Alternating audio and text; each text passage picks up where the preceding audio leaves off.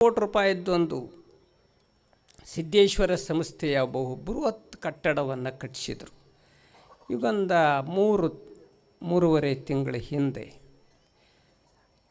ನಮ್ಮನ್ನು ಕರೆದಿದ್ದರು, ಗವಿ ಮಠದ ಶ್ರೀಗಳವರನ್ನು ಕೂಡ ಕರೆದಿದ್ದರು. ಇಬ್ಬರು ಕೂಡ ಹೋಗಿದ್ದೆವು. ಆವಾಗ ಆ ಕಟ್ಟಡ ಉದ್ಘಾಟನೆಗೆ ಟೇಪ್ ಕಟ್ಟಿದ್ದರು. ಅದನ್ನು ಬಿಚ್ಚಬೇಕಾಗಿತ್ತು, ಬಿಚ್ಚಿ ಉದ್ಘಾಟನೆ ಹೋಗಬೇಕಾಗಿತ್ತು. ಯಾವ ಮಿನಿಸ್ಟರ್ ಅವರು ಕರೆದಿದ್ದಿಲ್ಲ, ಯಾರನ್ನು ರಾಜಕಾರಣಿಗಳಿರಲಿಲ್ಲ, ಅವರಾಗೆ ಬಂದಿದ್ದರು. ಅದನ್ನು ಉದ್ಘಾಟನೆ ಮಾಡಬೇಕಾಗಿತ್ತು. ಯಾರು ಮಾಡ್ರಿ ಅಂತ ಹೇಳಿದರು. ನಾನು ಓದೀನಿ, ಅವರು ಓದಾರ. ಉದ್ಘಾಟನೆ ಯಾರು ಮಾಡಬೇಕು? ಅವರು ಉದ್ಘಾಟನೆ ಮಾಡಿರಿ ಅಂತ ನಮಗೆ ಹೇಳಿದರು. ಏನು ನನಗೆ ಹೇಳಿದ್ರೋ ಏನು ಅವ್ರಿಗೆ ಹೇಳಿದ್ರೋ ನಮಗೆ ಕನ್ಫ್ಯೂಷನ್ನು. ಆವಾಗ ನಾವು ಹೇಳಿದೆವು, ನೀವು ಮಾಡಿರಿ ಅಂತ ನಾನು ಅಂದೆ ಅವರಿಗೆ. ಅವ್ರು ಹೇಳಿದರು ನೀವು ಮಾಡಿರಿ ಅಂತ. ಇಬ್ಬರಿಗೂ ಜಗಳ ಹತ್ತಿಬಿಡ್ತಲ್ಲಿ. ನೀವು ಮಾಡಿರಿ ಅಂತ ನಾನು, ನಾವು ಮಾಡಿರಿ ಅಂತ ಅವರು. ಬಸವನಗೌಡ ಯತ್ನಾಳ್ ಗೊತ್ತೈತಲ್ಲ, ಹಿಂದೂ ಹುಲಿ ಅಂತ ಈಗ ಹೆಸರಾಗ್ಯಾರ. ಅವರು ಈ ಜಗಳ ಹಚ್ಚಿದರು ನಮಗೂ ಅವರಿಗೂ. ಆವಾಗ ಬಸವನಗೌಡರು ಸುಮ್ಮನೆ ನಿಂತು ನೋಡಕತ್ತಿದ್ರು ಆ ಕಡೆ, ನಾವಿಬ್ಬರು ಹಿಂಗೆ ಮಾಡೋದನ್ನು. ಕೊನೆಗೆ ಸ್ವಾಮಿಗಳೇನು ಮಾಡಿದರು ಅಂದರೆ, ಗವಿಮಠದ ಗುರುಗಳು, ಅಜ್ಜಾರ ಸುಮ್ಮನೆ ಮಾಡ್ರಿ, ನೀವು ಹಿರಿಯರಿದ್ರಿ ಅಂದರು. ಇನ್ನು ಎಷ್ಟೊತ್ತನ ಜಗಳ ಆಡೋದ್ರೆ ಅಲ್ಲಿ ನಿಂತು. ಅದಕ್ಕೆ ನಾನೇ ಹೋಗಿ ಟೇಪು ಈ ರೀತಿ ಬಿಚ್ಚಿ ಆ ಬೃಹತ್ ಕಟ್ಟಡದ ಒಳಗಡೆ ನಾವಿಬ್ಬರು ಹೋದ್ವಿ. ನಾವು ಅವ್ರ ಮೊದ್ಲಾರ ಅವ್ರು ಹೋಗ್ಬೇಕು, ಬಟ್ ಟೇಪಾರ ನಾನು ಬಿಚ್ಚೀನಿ, ಮೊದಲು ನೀವಾರ ಹೋಗ್ರಿ ಅಂತಂದ್ರೆ ಅದೂ ಇಲ್ಲ, ನೀವೇ ಹೋಗ್ರಿ ಅಂತ ನನ್ನೇ ನುಗ್ಗಿಸಿದರು. ಒಳಗೆ ಹೋದ್ವಿ. ಆವಾಗ ಕಾರ್ಯಕ್ರಮ ಶುರುವಾಯಿತು. ಎಲ್ಲ ಕಟ್ಟಡ ತೋರಿಸಿದರು. ಕಾರ್ಯಕ್ರಮದಲ್ಲಿ ಅವರು ಮೊದಲು ಮಾತಾಡಿದ್ರು. ಅವ್ರು ಮಾತಾಡಿದ ಮೇಲೆ ನಾವು ಏನು ರೀ ಮಾತಾಡೋದು? ಮಾತಾಡಿ ಆಯಿತು, ನಾವು ಒಂದೆರಡು ಏನೋ ಮಾತಾಡಿದ್ವು ಅಂತ ಇಟ್ಕೊಳ್ರಿ.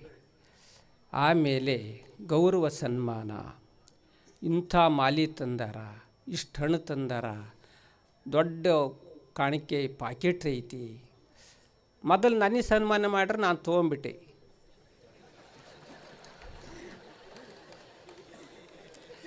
ಆಮೇಲೆ ಅವ್ರಿಗೆ ಸನ್ಮಾನ ಮಾಡಿದರು. ಅವ್ರು ಎಲ್ಲರನ್ನೂ ಹಿಂಗೆ ಮಾಡಿಬಿಟ್ರು. ನಾವು ನೋಡಿದ್ವು, ನಾವು ಸುಮ್ಮನೆ ಬಿಡ್ಬೇಕಾಯ್ತನೋ ಅಂತ ಅನ್ನಿಸ್ತವಾಗ.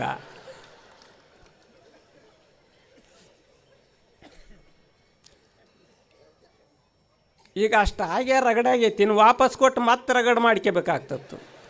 ಆಗ ಸುಮ್ಮನೆ ಕೂತ್ಕೊಂಡೆ ನಾನು. ಅಂದರೆ ಇಂಥ ಸ್ವಾಮಿಗಳು ಕನ್ನಡ ನಾಡಿನಲ್ಲಿ ಅಷ್ಟೇ ಅಲ್ಲ, ದೇಶಕ್ಕೇ ಒಬ್ಬ ಗೌರವಾನ್ವಿತ ಆದರ್ಶ ಸ್ವಾಮಿಗಳು ಯಾರು ಅಂದರೆ ನಮ್ಮ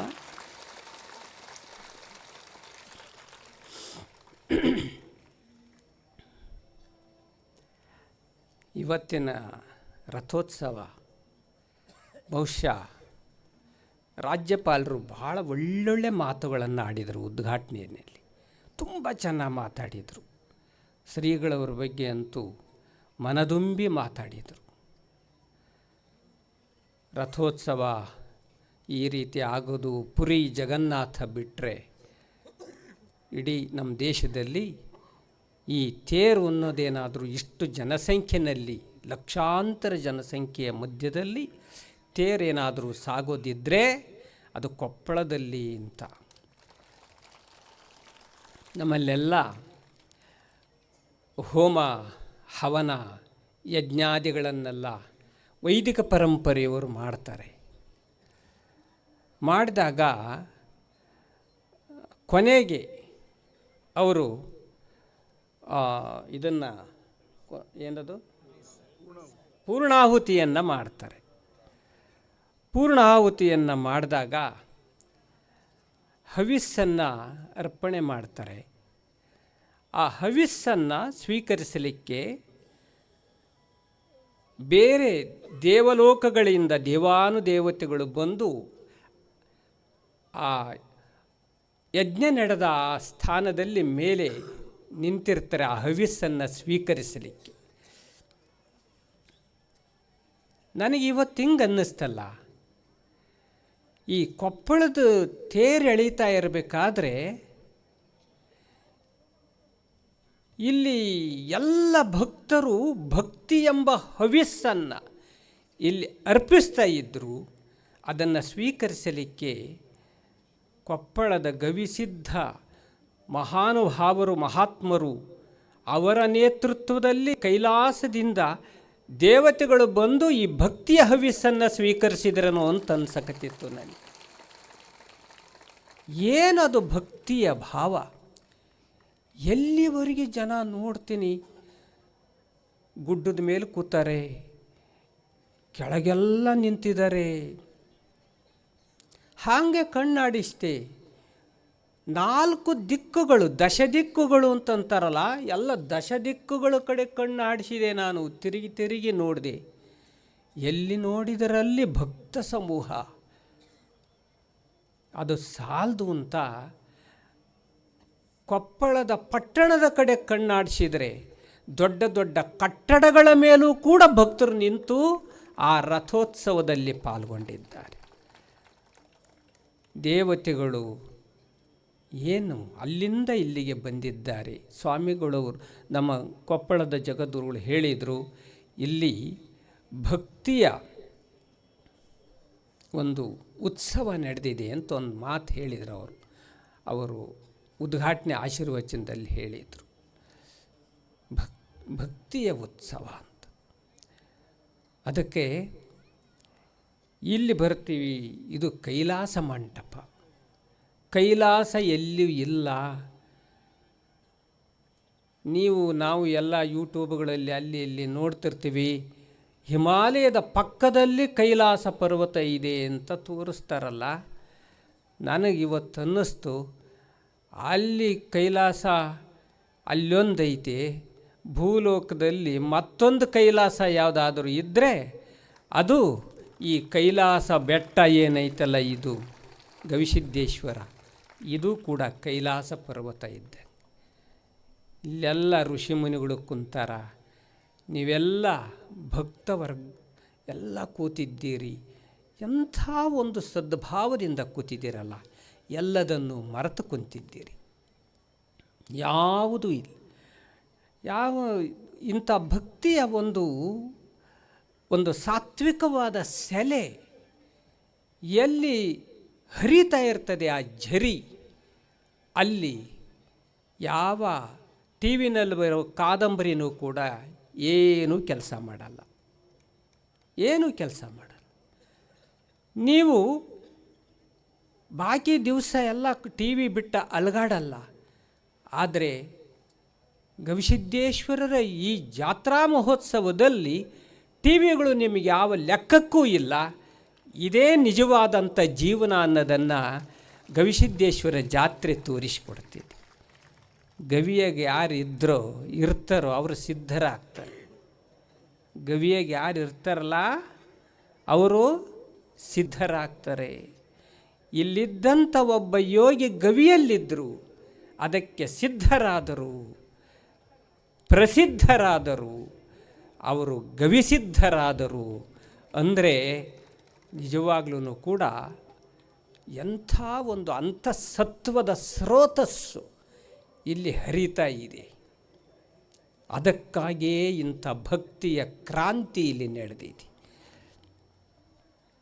ಒಂದು ಕಲ್ಯಾಣದಲ್ಲಿ ಲಕ್ಷದ ಮೇಲೆ 96,000 ಕೂಡಿದರೆ, ಗವಿಸಿದ್ದೇಶ್ವರರ ಕೊಪ್ಪಳದ ಜಾತ್ರೆಯಲ್ಲಿ ಕಲ್ಯಾಣವನ್ನೇ ಮೀರಿಸುವ 8 ಲಕ್ಷ ಜನರು ಇಲ್ಲಿ ಸೇರಿದ್ದೀರಿ. ಅದಕ್ಕೆ ಒಬ್ಬ ಶರಣ ಹೇಳ್ತಾನೆ, ಏನಪ್ಪ ಅಂತಂದರೆ, ಬಡತನ ಅನ್ನೋದೇನಿದೆ ಇಲ್ಲಿ, ಬಡತನ ಶ್ರೀಮಂತಿಕೆ ಯಾವುದೂ ಲೆಕ್ಕಕ್ಕಿಲ್ಲ. ಅಂಬಿಗರ ಚೌಡಯ್ಯ ಅನ್ನೋ ಶರಣ ಹೇಳ್ತಾನೆ ಒಂದು ಕಡೆ, ಒಂದು ಮಾತು ಇದು ಹೇಳಿ ಮುಗಿಸ್ತೀನಿ. ಬಡತನಕ್ಕೆ ಉಂಬುವ ಚಿಂತೆ, ಉಣಲಾದರೆ ಉಡುವ ಚಿಂತೆ. ಉಡಲಾದರೆ ಇಡುವ ಚಿಂತೆ, ಇಡಲಾದರೆ ಹೆಂಡಿರ ಚಿಂತೆ, ಹೆಂಡಿರಾದರೆ ಮಕ್ಕಳ ಚಿಂತೆ, ಮಕ್ಕಳಾದರೆ ಬದುಕಿನ ಚಿಂತೆ, ಬದುಕಾದರೆ ಕೇಡಿನ ಚಿಂತೆ, ಕೆಡದಿರೆ ಮರಣದ ಚಿಂತೆ. ಇಂತೀ ಹಲವು ಚಿಂತೆಗಳಿದ್ದವರನ್ನು ಕಂಡೆ, ನಿನ್ನ ಚಿಂತೆಯಲ್ಲಿದ್ದವರನ್ನು ಒಬ್ಬರನ್ನೂ ಕಾಣೆ ಅಂಬಿಗರ ಚೌಡಯ್ಯ ಅಂತ ಒಂದು ಮಾತು ವಚನವನ್ನು ಒಬ್ಬ ಶರಣ ಹೇಳ. ಅಂಬಿಗರ ಚೌಡಯ್ಯ ಅಂತ ನಾವು ನಡೆಸ್ತಕ್ಕಂಥ ಒಬ್ಬ ಶರಣ. ಈ ಕಡೆಯಿಂದ ಆ ಕಡೆ, ಆ ಕಡೆಯಿಂದ ಈ ಕಡೆ ಹೊಳೆ ದಂಡಿಗೆ ಜನರು ಬರ್ತಿದ್ರು. ಅವ್ರನ್ನ ಈ ಕಡೆಯಿಂದ ಆ ಕಡೆ ತೊಗೊಂಡೋಗ್ತಾ, ಆ ಕಡೆ ಈ ಕಡೆ ಬಿಡ್ತಾಯಿದ್ದು. ಆ ದೋಣಿಯಲ್ಲಿ ಕುಳಿತಂಥ ಜನ ಮಾತಾಡ್ತಾ ಇದ್ದರು. ಹೆಂಡ್ರ ಬಗ್ಗೆ, ಮಕ್ಕಳ ಬಗ್ಗೆ, ಬಡತನದ ಬಗ್ಗೆ ಎಲ್ಲ ಮಾತಾಡ್ತಾ ಇದ್ದರು. ಅದೆಲ್ಲ ಪ್ರತಿನಿತ್ಯ ಕೇಳಿದಂತಹ ಅಂಬಿಗರ ಚೌಡಯ್ಯ ಈ ಮಾತು ಹೇಳ್ತಾನೆ, ಬಡತನಕ್ಕೆ ಉಂಬುವ ಚಿಂತೆ. ಎಲ್ಲಿ ಬಡತನ ಇರ್ತದೆ ಅಲ್ಲಿ ಹಸಿವೆಯನ್ನು ನೀಗಿಸಿಕೊಂಡ್ರೆ ಸಾಕು ಅನ್ನುವಂಥ ಚಿಂತೆ ಇರ್ತದೆ. ಬಡತನಕ್ಕೆ ಉಂಬುವ ಚಿಂತೆ, ಉಣಲಾದರೆ ಉಡುವ ಚಿಂತೆ. ಯಾವಾಗ ಮನುಷ್ಯನಿಗೆ ಹೊಟ್ಟೆ ತುಂಬ್ತಿದೆ ಆವಾಗ ಅರಿವಿ ಕಡೆ, ಹಾಕ್ಕೊಳ್ಳೋ ಬಟ್ಟೆ ಕಡೆ ಲಕ್ಷ್ಯ ಹೋಗುತ್ತೆ ಅವನಿಗೆ. ಬಟ್ಟೆ ಚೆನ್ನಾಗಿರಬೇಕು ನಂದು ಅಂತ. ಹಸಿವೆ ಇದ್ದಾಗ, ಬಡತನ ಇದ್ದಾಗ ಬಟ್ಟೆ ಹೆಂಗಿದ್ರೂ ನಡೀತಿದೆ, ಆ ಕಡೆ ಲಕ್ಷ್ಯಕ್ಕೆ ಹೋಗಲ್ಲ ಮನುಷ್ಯನ ಮನಸ್ಸು. ಅವನು ನಮ್ಮ ಸಮಾಜ ನೋಡ್ತಾನೆ, ಅವರೆಲ್ಲ ಚಲೋ ಬಟ್ಟೆ ಹಾಕ್ಕೊಂಡರೆ ನಾನು ಚಲೋ ಬಟ್ಟೆ ಹಾಕ್ಕೋಬೇಕು ಅಂತ ಯೋಚನೆ ಮಾಡ್ತಾನೆ. ಬಡತನಕ್ಕೆ ಉಂಬುವ ಚಿಂತೆ, ಉಣಲಾದರೆ ಉಡುವ ಚಿಂತೆ. ಊಟಕ್ಕಾಯ್ತು ಅಂತಂದರೆ ಉಟ್ಕೊಳ್ಳೋ ಚಿಂತೆ, ಅಂದರೆ ಬಟ್ಟೆ ಬರೆ ಹಾಕ್ಕೊಳ್ಳುವಂಥ ಚಿಂತೆ. ಉಡಲಾದರೆ ಇಡುವ ಚಿಂತೆ. ಯಾವಾಗ ಅವನಿಗೆ ಹೊಟ್ಟೆನೂ ತುಂಬಿತು, ಬಟ್ಟೆಯೂ ಮೈ ತುಂಬ ಆಯಿತು, ಆವಾಗ ಸ್ವಲ್ಪ ಉಳಿಸ್ಬೇಕು, ಅದನ್ನು ಇಡಬೇಕು ಅಂತ ವಿಚಾರ ಮಾಡ್ತಾನಂತೆ. ಆವಾಗ ಅಷ್ಟಾದಮೇಲೆ ಹೆಂಡಿರ ಚಿಂತೆ. ಯಾವಾಗ ದುಡ್ಡಾಯಿತು ಅವ ಮದುವೆ ಕಡೆ ಲಕ್ಷ್ಯ ಹೋಗುತ್ತೆ ಅವನಿಗೆ. ಆಯಿತು, ಮದುವೆನೂ ಮಾಡ್ಕೊಂಡ, ಮಕ್ಕಳಾಗಿರಲಿ, ಮಕ್ಕಳ ಚಿಂತೆ. ಆಮೇಲೆ ಮಕ್ಕಳಾಗಬೇಕು, ಮಕ್ಕಳಾದರೆ ಬದುಕಿನ ಚಿಂತೆ. ಅಂದರೆ ಇನ್ನಷ್ಟು ಗಳಿಸಬೇಕು ಅನ್ನುವ ಚಿಂತೆ. ಬದುಕಾದರೆ ಕೇಡಿನ ಚಿಂತೆ. ಯಾವಾಗ ಸಂಪತ್ತು ಭಾಳ ಆಗ್ತದೆ ಆವಾಗ ಇನ್ಕಮ್ ಟ್ಯಾಕ್ಸ್ನವ್ರು ಬರ್ತಾರೆ. ಸಂಪತ್ತು ಹೆಚ್ಚಿಗೆ ಆದಾಗ ಕಳ್ಳರು ಕಾಕರು ಬರ್ತಾರೆ, ಜಗಳ ಆಗ್ತದೆ ಅಣ್ಣ ತಮ್ಮಂದಿರಲ್ಲಿ. ಅದಕ್ಕೆ ಅದು ಸುರಕ್ಷಿತವಾಗಿರಬೇಕು ಅಂತ ಯೋಚನೆ ಮಾಡ್ತಾನಂತೆ. ಬದುಕಾದರೆ ಕೇಡಿನ ಚಿಂತೆ, ಕೆಡದಿರೆ ಅದೆಲ್ಲದು ಸುರಕ್ಷಿತವಾಗಿತ್ತು. ಇನ್ಕಮ್ IT ಇದೆಲ್ಲ ನೀವು ಕರೆಕ್ಟಾಗಿ ಇದನ್ನು ಕೊಟ್ಟಿದ್ದೀರಪ್ಪ ಅಂತಂದ್ರೆ ಅದ್ರ ಬಗ್ಗೆ ಚಿಂತೆ ಇಲ್ಲ. ಆವಾಗ ಇನ್ನೊಂದು ಚಿಂತೆ ಶುರುವಾಗ್ತದೆ, ಕೊನೆಯದು ಅದು ಮರಣದ ಚಿಂತೆ. ಇಷ್ಟೆಲ್ಲ ಮಾಡಿದ್ದೀನಿ, ನನಗೆ ಸಾವು ಒಂದು ಬರ್ತತ್ತಲ್ಲ, ಹೇಗೆ ಮಾಡೋದು ಅಂತ ಚಿಂತೆ ಶುರುವಾಯ್ತಂತ. ಸಾವೇ ಬರಬಾರ್ದು ಅಂತ ಹೇಳ್ತಾನಂತ. ಇದು ಬಹುಶಃ ಪ್ರಕೃತಿಗೆ ವಿರುದ್ಧವಾದ ಚಿಂತೆ. ಸಂಪತ್ತು ಬರ್ಬೋದು, ಮನಸ್ಸು ಮಾಡಿ